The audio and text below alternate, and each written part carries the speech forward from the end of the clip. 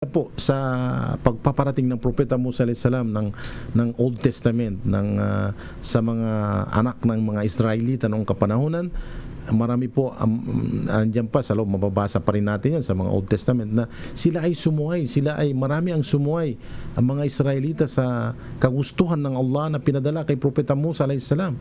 Actually, nung pumunta ang Moses sa bundok ng Mount Tur, upang tugunin ang tawag ng Allah, ang tawag ng kanyang Panginoong dakilang tagapaglikha, na upang bigyan siya ng mensahe upang iparating kay Firaun, kay Pharaoh of Egypt, ay nandoon siya ng 40 nights and 40 days. At anong ginawa ng kanyang mga tao na naiwan? Kasama ron na hindi na kontrol ng kanyang kapatid na si Aaron, si Harun, yung mga tao na sumuway kay Musa alayhis salam, kay Moses. At anong ginawa nila? Gumawa sila ng sariling Diyos. Pinag-ipon-ipon nila, kinolek nila yung kanilang mga tinatawag na mga ornaments, yung mga ginto, yung mga silver, at tinunaw nila ito. At ginawa isang hugis na isang baka, at yun ang kanilang sinamba.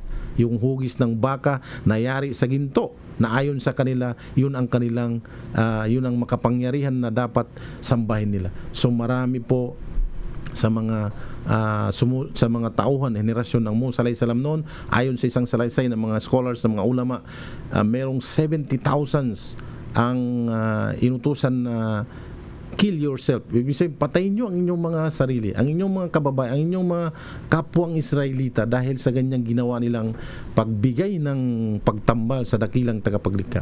Inutusan mismo ang propeta Musa alayhis salam, na nababasa natin yan sa loob ng Quran, na sa kapanahunan nila na yon ay dapat nilang pagsisihan at patayin nila yung mga taong nagtaksil at tumalikod sa pagsamba sa Allah subhanahu wa ta'ala. Ang sinamba nila yung calf, yung baka na yari sa ginto. So yun po yung mga tao na kung saan binanggit dito na nawala, nangaligaw. Andon na sa kanila yung aral, at binigay na sa kanila yung libro or divine revelations, ay tinanggihan pa nila. Ngayon naman, paglabas ng Isa alayhis salam, ay sa henerasyon ng Jesus, yung binigyan siya ng ebanghelyo or bagong tipan.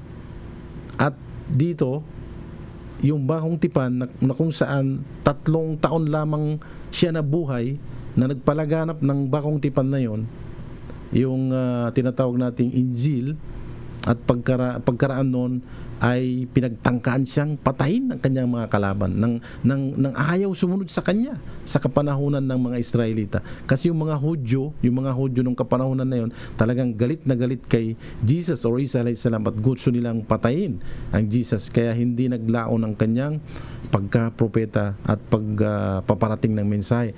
At siya ay, ayon sa aral ng Islam, siya ay inangat sa langit. Nakalagay po sa Quran yan, chapter 4 verse 157, kung hindi ako nagkakamali. Chapter 4 verse 157 ng Quran. Titingnan po natin. So ayon sa mga Hudyo, sila ay nag-rejoice or kaya nagyabang na napatay nila ang Isa na anak ni Maria. Ngunit ayon sa Allah, hindi ninyo napatay ang Isa, ang Jesus. Yun lamang ang inyong iniisip bilang parang nakita ninyo ng kanyang mukha ay si Jesus, pero ngunit hindi siya.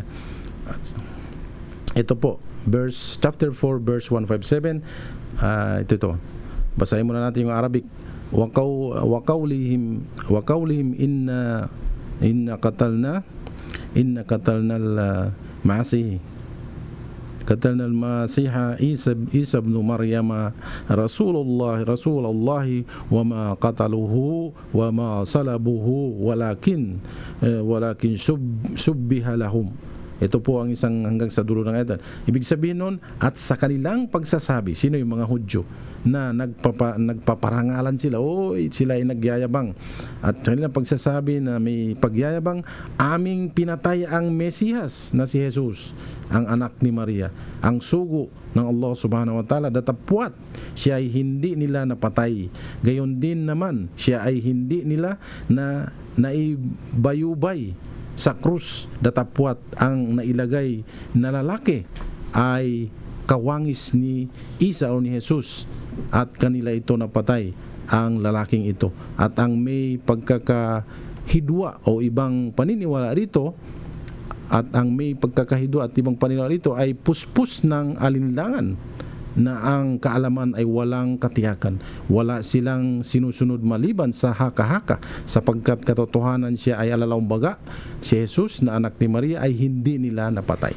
So malinaw po sa chapter 4 verse 157 ng Quran, sa paniniwala ng mga Muslim, sa aral ng Islam, na hindi nila napatay, na hindi napatay ng mga Hudyo. Sa ating pong paniniwala sa aral ng Islam, siya po inangat ng Allah sa langit, at isang araw bababa ang Isa, ang Jesus Christ. Saan po bababa? Nabanggit po sa mga aklat na ibang aklat, hindi sa Quran, na siya ay bababa dyan sa parteng Syria, sa parteng Syria, sa gitnang silangan. Pero ang kanyang pagbaba, ang kanyang paglabas ay isang malaki